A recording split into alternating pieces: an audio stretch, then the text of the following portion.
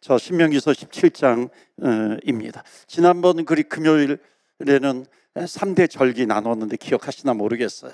유월절 나눴고요, 77절, 초막절. 이거를 신약 성경에 항상 기뻐하라, 쉬지 말고 기도하라, 범사에 감사하라 하는 것으로 말씀을 나누기도 했습니다. 오늘은 17장은 지도자들의 책임이에요. 지도자들이 갖춰야 될 덕목들은 무엇인가 하는 것을 알려주고 있습니다. 우리 기독교인들은 세상에서 지도자예요. 우리 세상에서 우리 그리스도인들은 지도자는 나름대로 책임감이 있고 끌어가는 거잖아요. 그러니까 우리가 왜 지도자입니까? 그리스도인들은 하나님의 나라가 있잖아요. 그러니까 하나님의 나라를 이 땅에서 세워가는 자들이거든요.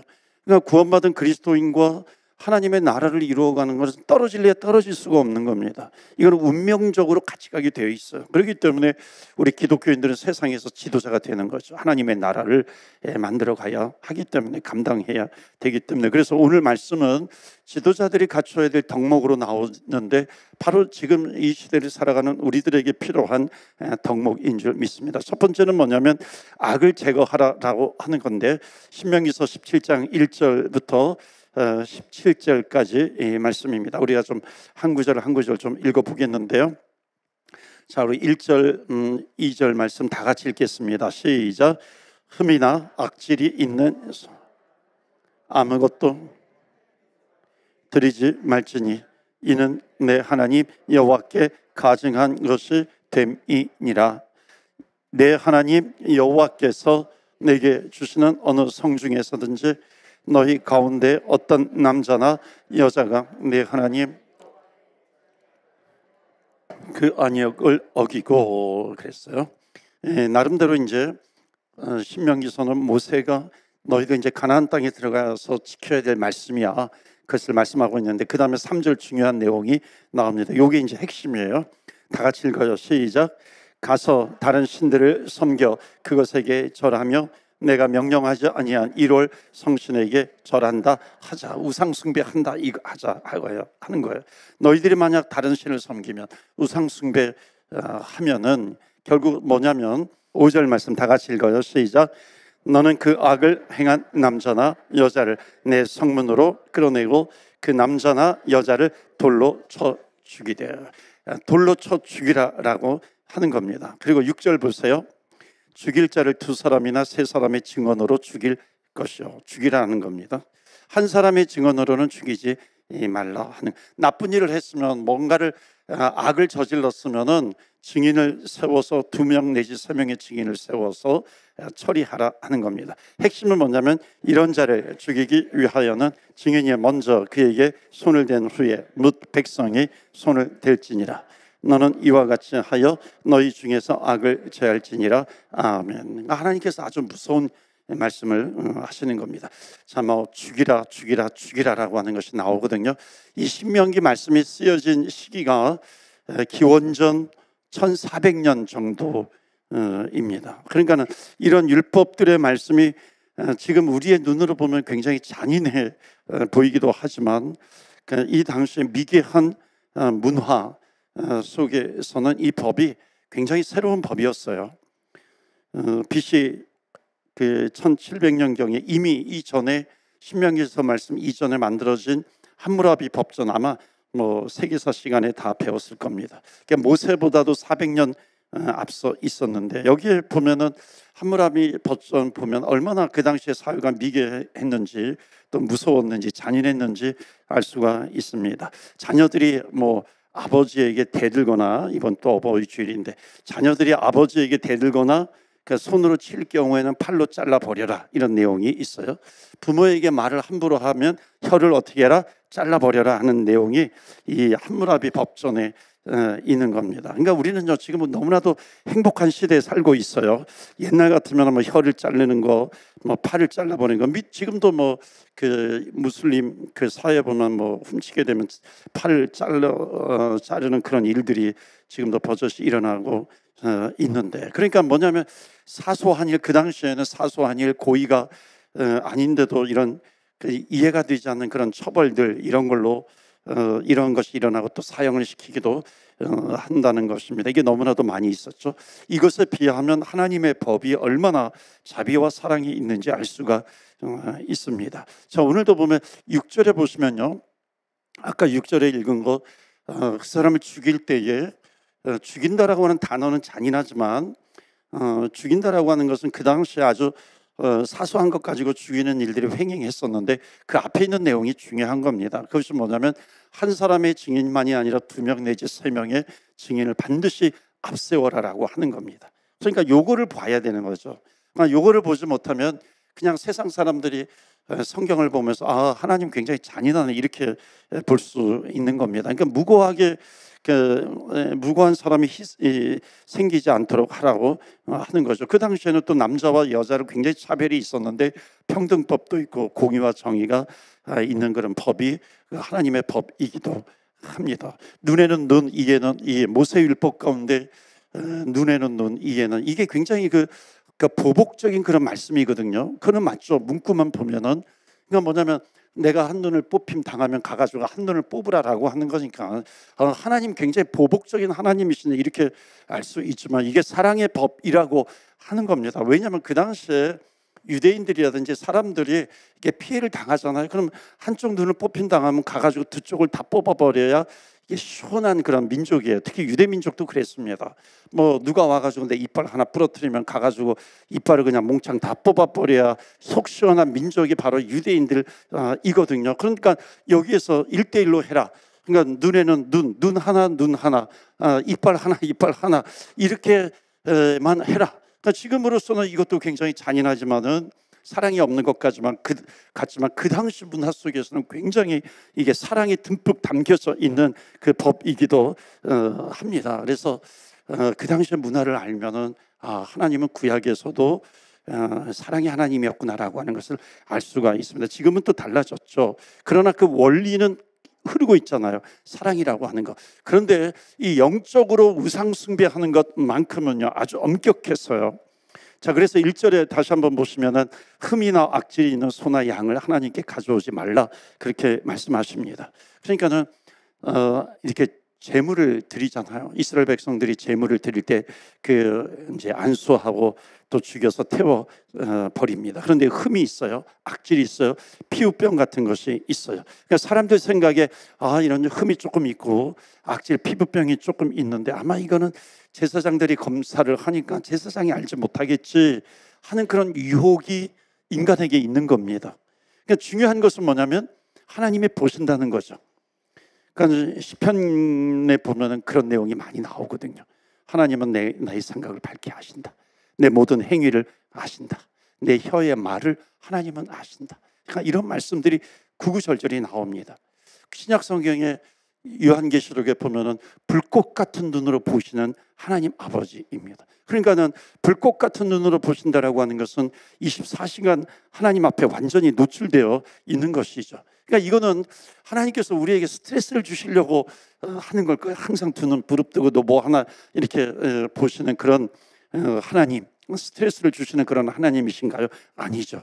그러니까 하나님께서 우리에게 원하시는 것은 뭐냐면은 우리가 하나님 앞에 서 있다.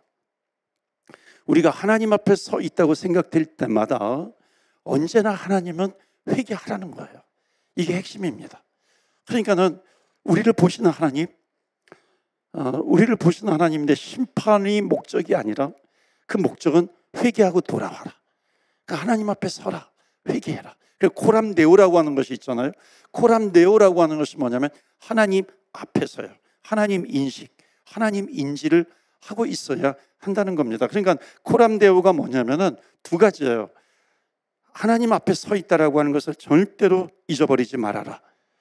또 하나는 뭐냐면 내가 하나님 앞에 서 있어요. 그러니까 내가 중심이 되는 거죠. 내가 하나님 앞에 서 있는 것을 잊지 말아라. 더 중요한 것은 뭐냐면 하나님이 나를 보고 계신다라고 하는 것을 잊지 말아라 하는 겁니다. 그래야 죄를 덜 짓게 되는 것이죠. 내가 하나님 앞에 서 있다라고 하는 것 잊지 마. 하나님이 나를 보고 계신다라고 하는 것을 절대로 잊지 마 하는 겁니다. 그런 마음으로 기도해야 성령이 부어지는 영적인 부흥이 일어나게 되는 것입니다.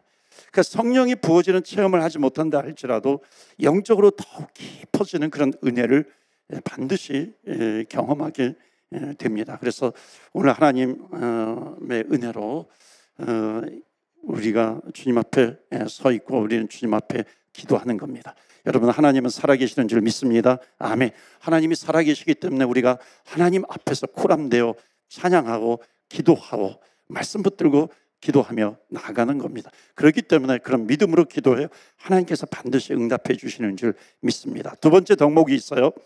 두 번째 덕목이 뭐냐면은 이제 8절 말씀부터 좀 보겠는데요. 중요한 것만 좀 볼게요. 중요한 거는 이제 우리가 기도할 때 항상 말씀 붙들고 기도해야 되잖아요. 그러니까 말씀을 좀 보고 말씀 붙들고 기도하는 겁니다.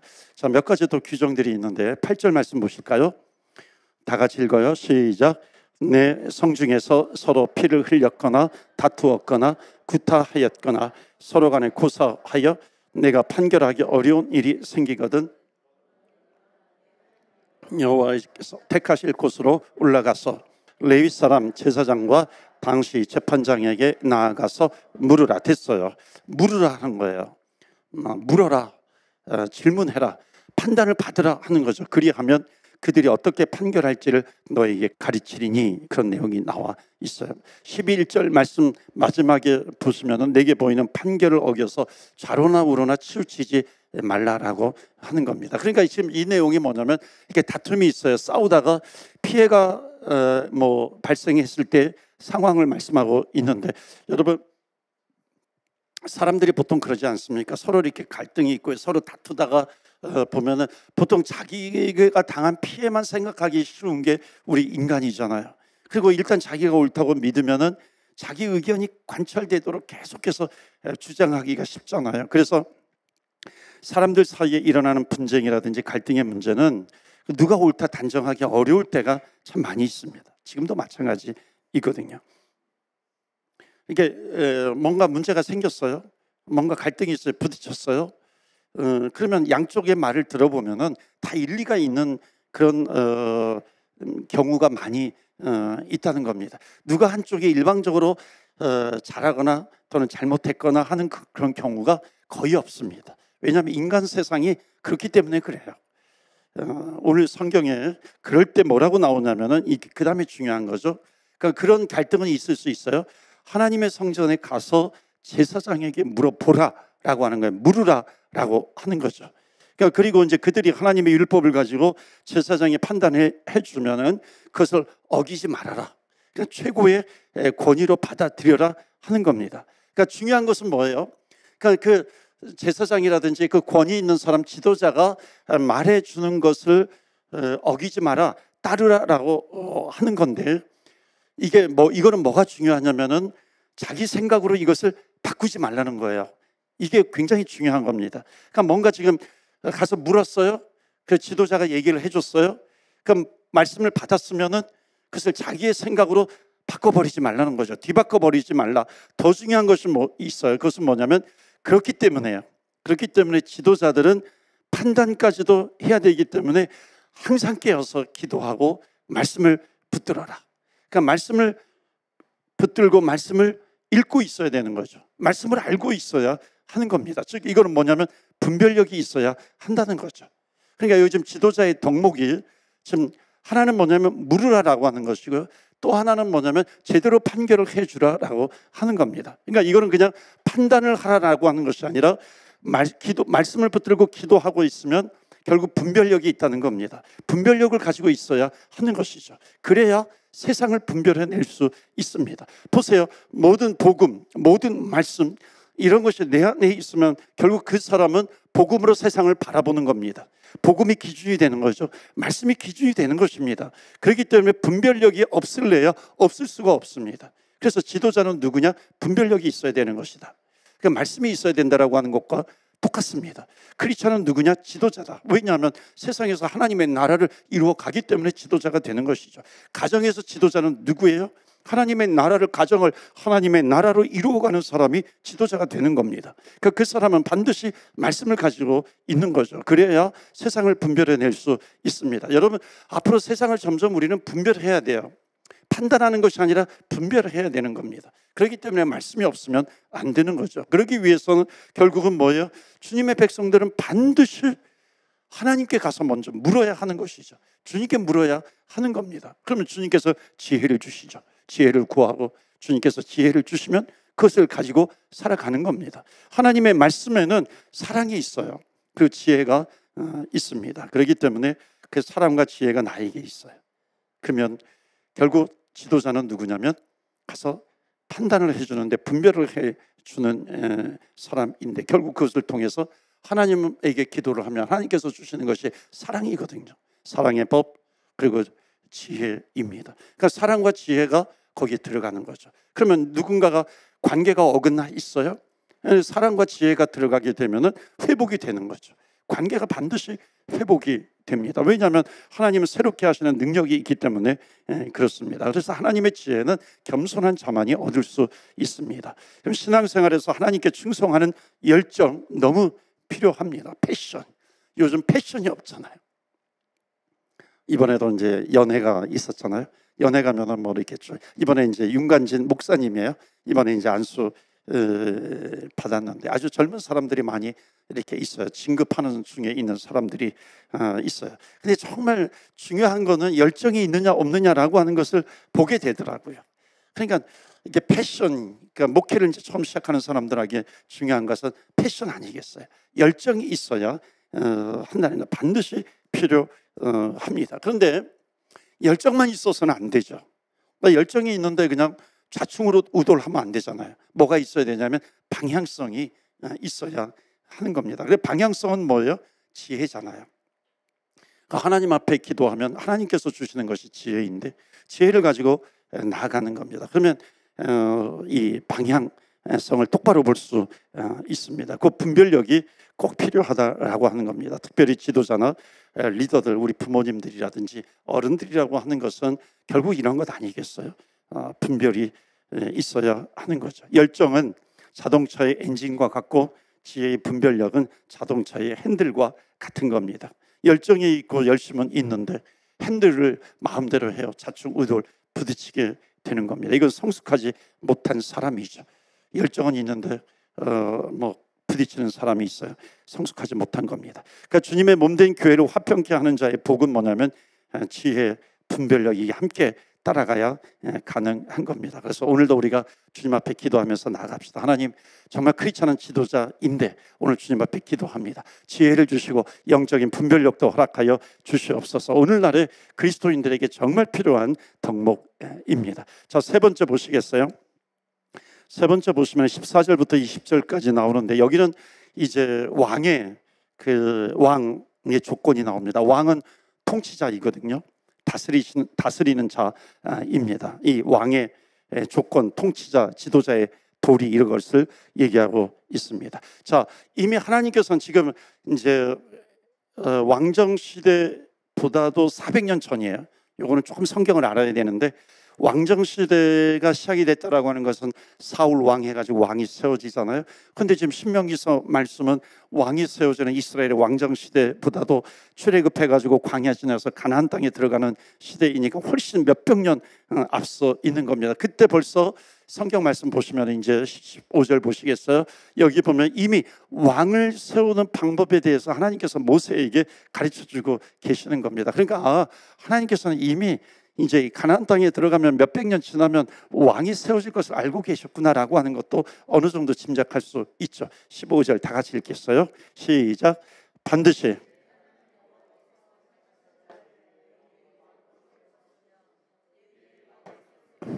내 형제 중에서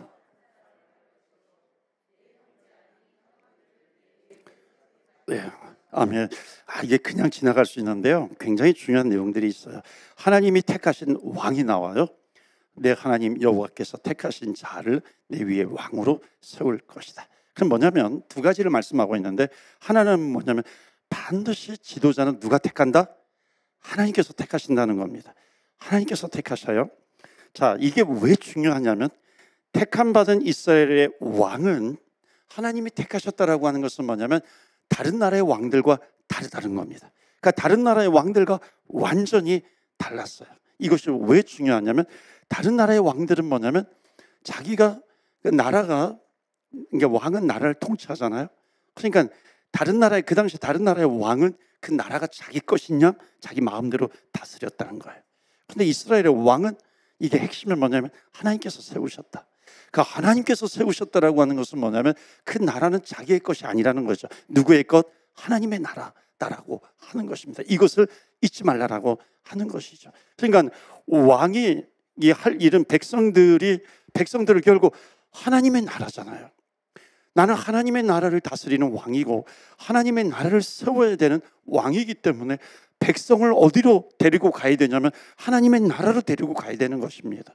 이게 하나님이 세우신 왕이 해야 될 일이라고 하는 거죠. 그러니까 하나님의 나라로 데리고 간다라고 하는 것, 하나님의 말씀이 있는 곳으로 데려가야 하는 것입니다. 그러니까 왕이 해야 될 일은 뭐냐면 백성들로 하여금 하나님의 말씀을 듣게 하는 것이죠. 이걸 놓쳐서는 안 되는 거예요. 근데 이걸 너무나도 많이 놓친다는 거죠.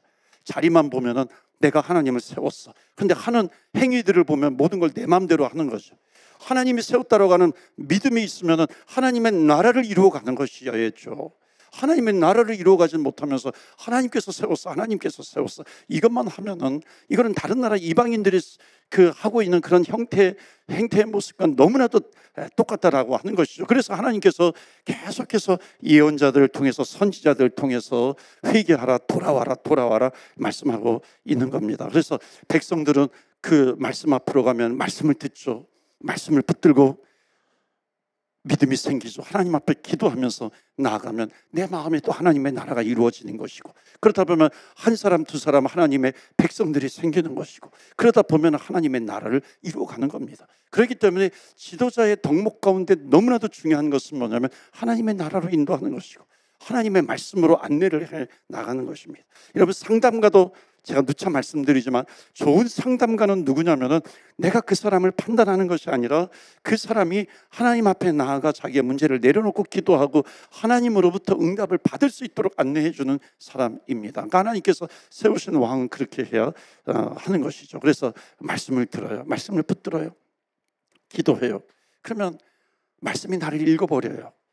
그럼 내가 회개할 거 회개하고, 그리고 내가 순종해야 될 거 순종하고, 순종하지 못했던 것에 대해서 뉘우치면서 회개하면서 나가게 됩니다. 또 하나가 뭐냐면, 첫 번째로는 뭐냐면 하나님의 나라예요. 왕이 세웠다라고, 하나님이 세우셨다라고 하는 것은, 다른 하나는 뭐냐면 이스라엘의 왕이 되려면 타국인, 다른 나라 사람은 안 된다는 겁니다. 왜 그래요? 하나님의 나라 원리를 모르기 때문에 그런 겁니다. 그러니까 여러분, 아무리 세상에서 유능하고 정치를 잘하는 사람이라 할지라도 이스라엘의 원리는, 그러니까 여기서 이스라엘이라고 하는 것은 우리는 참 이스라엘이거든요. 그러니까 이스라엘의 원리라고 하는 것은 지금 시대에서 하나님의 백성, 하나님의 원리 이렇게 바꾸셔도 됩니다. 그러니까 이스라엘의 원리는 세상적인 원리와 다르기 때문에 그런 거죠. 이게 왜 또 중요하냐면요, 교회가 제대로 세팅이 안 됐다고 해가지고 여러분, 대기업체 경영자들이 있잖아요. 탁월한 경영자들이 있어요. 마케팅도 잘하고 매니지먼트 잘하는 경영자들이 있단 말이죠. 그러니까 교회가 세팅이 안 됐다고 해가지고 대기업의 경영자에게 교회를 이제 맡기면 어떤 자기들의 경영 노하우 때문에 교회가 잘 될까요? 말이 안 되는 겁니다. 이거는 교회는 기업이 아니라 하나님의 가족 공동체이기 때문에 그렇죠. 은혜의 공동체이기 때문에 그렇습니다. 완전히 넘어가지 못할 그런 경계가 있다는 것이죠. 한 번은 제가 너무 어이가 없었는데, 제가 동부에서 목회할 때 한 번은 토론토의 어느 신문사에서 세상의 철학자들, 논리학자들, 작가들, 이런 사람들 이렇게 구성을 해가지고 교회들을 이제 이렇게 좀 알려져 있는 교회들을 지정을 해가지고 그 교회 목사님의 설교를 평가하는 그런 일들을 했습니다. 그래가지고 매주 이게 평가를 하고 돌아가면서 평가를 하고, 그래서 이제 평가한 내용을 신문에다가 올린 겁니다. 그러면서 엄청나게 비판을 해야 되는 겁니다. 여러분, 이게 말이 됩니까? 절대 말이 되지 않습니다. 왜냐하면 여러분, 설교가 논리만을 추구하는 겁니까? 절대 아니죠. 교회는 성령의 터치가 있는 공동체거든요. 은혜가 있는 공동체입니다. 그러니까 은혜가 없고 믿음이 없고 성령이 없는데 어떻게 주의 말씀을 평가할 수 있겠어요? 너무나도 말이 안 되는 거죠. 이거를 몇 주 동안 계속해서 시리즈로 올리는 거예요. 여러분, 교회 안을 자세히 잘 들여다보십시오. 세상 사람들이 교회를 세상 잣대로 보면은 매우 어리숙해 보일 수가 있습니다. 뭐 대기업 같은 경우는 어떻게 돼요? 뭐 요즘 어떻게 뽑는지 모르겠지만 뭐 1차 면접, 2차 면접, 3차 처음에는 뭐 서류로 전형하고 뭐 이렇게 해가지고 쭉 해서 뽑고 뭐 이렇게 해가지고 이제 사원으로 들어오게 하잖아요. 그러니까 교회는 뭐예요? 교회는 뭐 이렇게 1차 면접하고 2차 면접하고 이렇게 해서 들어오는가? 그렇지 않잖아요. 그러니까 면접 없이 누구나 들어올 수 있는 곳이기 때문에 굉장히 어리숙해 보일 수 있습니다. 세상에 보면 어리숙해 보이는 거죠. 그래서 하나님의 은혜를 입어야만 되는 것이고 그러한 자들이 은혜로 섬겨야 하는 것입니다. 은혜가 없는데 어떻게 설교를 평가할 수 있어요? 하나님의 말씀을 평가할 수 있어요? 구원받은 하나님의 자녀가 아닌데 세상의 눈으로 어떻게 성경을 평가할 수 있겠어요? 이건 말이 안 되는 겁니다. 그런데 넘어가는 경우가 있어요. 은혜가 없는 경우죠. 은혜가 사라지는 경우이죠.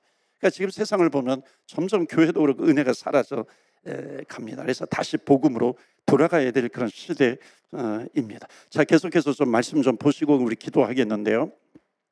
자, 17장 16절 보세요. 16절 보시면은 그는 병마를 많이 두지 말 것이요 병마를 많이 얻으려고 그 백성을 애굽으로 돌아가게 하지 말 것이며. 됐어, 여기까지만. 여기 이제 몇 가지가 나오는데 또 17절에는 뭐냐, 병마를 많이 두지 말라, 그 애굽으로 돌아가게 하지 말라, 그 다음에 17절에 보면 아내를 많이 두지 말라, 그 다음에 17 끝에 보면 은금을 많이 쌓지 말라. 이게 세 가지 정도가 나옵니다. 그러니까 지도자가 지켜야 될 도리예요. 그러니까 첫째는 뭐냐면 병마를 많이 두지 말라. 병마, 말이거든요. 그 당시에 가장 그 시대에 아주 유명했던 말이 그 메이드 인 이집트예요.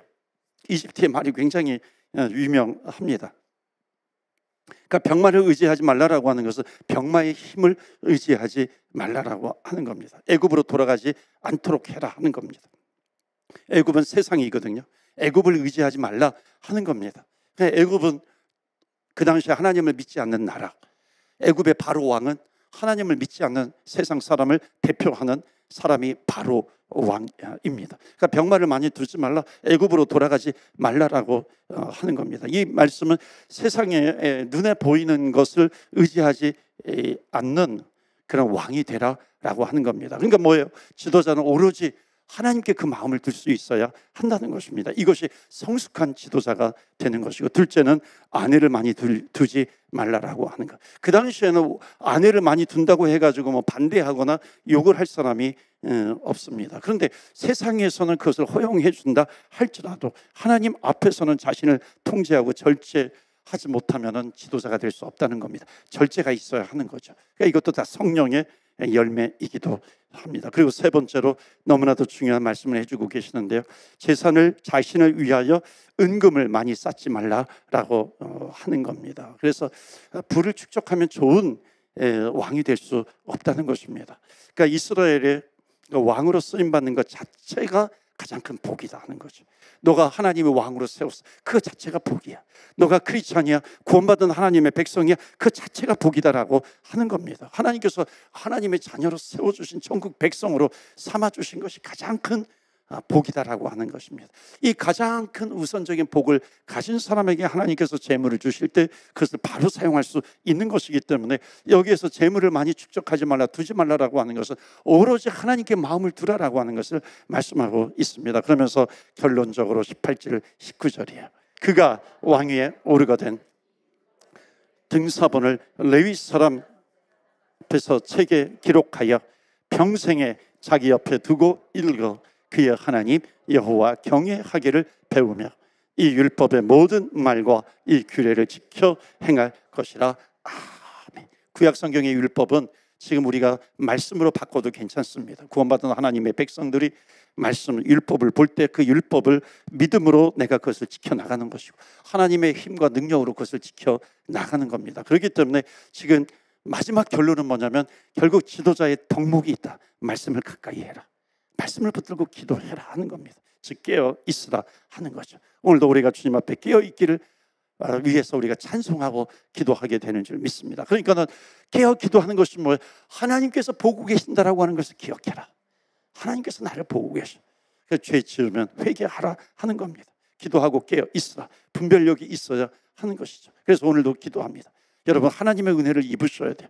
성령으로 충만케 해주시고 지혜의 영을 주시고 성령으로 충만케 하옵소서. 우리가 기도하면서 나가야 될 것입니다. 그럴 때에 하나님을 더욱 의지하게 되는 것이고 성령의 열매를 이 땅에서 맺으면서 살아가게 되는 겁니다. 신앙생활의 성공은 결국 뭐겠어요? 하나님께서 주시는 힘과 능력으로 이 땅에서 열매를 맺는 겁니다. 여러분, 가정에서 열매를 맺으시고, 여러분 내가 살고 있는 이곳에서 열매를 맺으시고, 교회에서 신앙생활할 때 열매가 풍성한 저와 여러분 되시기를 주의 이름으로 축원합니다. 아멘. 하나님, 이 시간에 우리가 세상의 어떤 것도 의지하지 않고 보혈의 능력으로 하나님만을 전적으로 의지하는 그 믿음으로 오늘도 내일도 말씀으로 기도로 성령의 충만함으로 하나님 깨어있게 하여 주시옵소서. 내 안에 있는 어떤 악도 제거하여 주시옵소서. 주의 이름 부르며 우리 다 같이 주여, 하나님 보혈의 능력으로 하나님만을 전적으로 의지하는 믿음으로 주님 앞에 기도합니다. 하나님, 영적으로 깨어있게 하여 주시옵시고 분별하게 하여 주시옵시고, 하나님 아버지, 내 안의 죄를 하나님 제거하여 주시옵시고 주님 앞에 회개의 능력으로 주님 앞에 기도하게 하여 주시옵소서. 다 같이 주의 이름 부르며 기도하며 나아갑니다. 주여.